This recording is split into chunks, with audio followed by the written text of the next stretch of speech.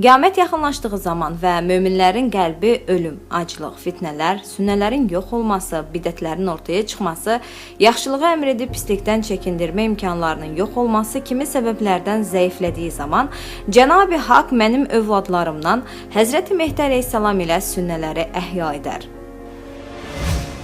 Məğribdə qarşılıqlar, fitnələr və qorxu olacaq, fitnələr artacaq. Hər kəsə xilaskar istədiyi bir zamanda gələcək. Cəfər Sadiq belə buyurur: İnsanlar hər yerdə xilaskar axtarmağa başlayar. Ondan başqasını tapmadıqda yenə ona, Həzrəti Mehdi əleyhissalama doğru qaçaraq gələrlər. Həmin dövrdə müsəlmanların mənəvi lideri yoxdur.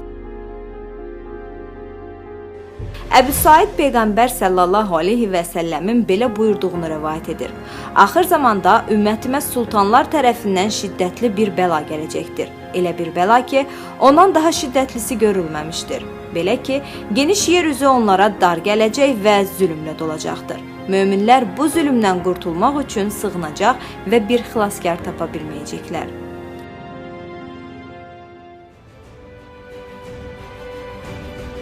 Onun zühur edəcəyi il, insanlar həccə başlarında bir əmr olmadan gedəcəklər.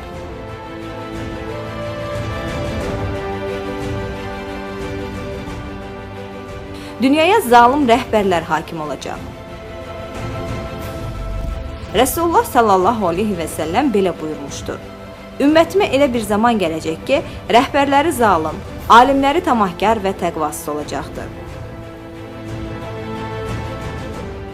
Müsəlmanlar arasında müharibələr olacaq.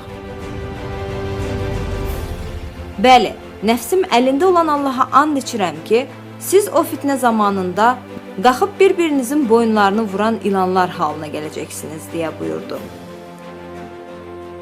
İki böyük İslam ordusu bir-biri ilə müharibə etmədikcə qiyamət qopmayacaqdır.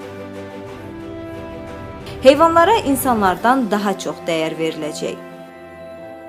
Qiyamət yaxınlaşdıqda insan köpək balası saxlayacaq, bu iş ona öz uşağını böyütməkdən daha yaxşı gələcək.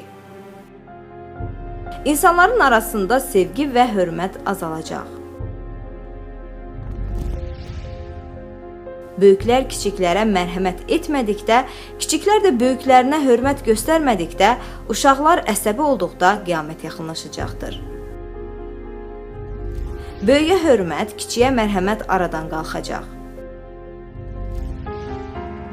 Allah müsəlmanların üzərindəki bəlaları Həzrəti Mehdi əleyhissalam vəsiləsi ilə aradan qaldıracaq.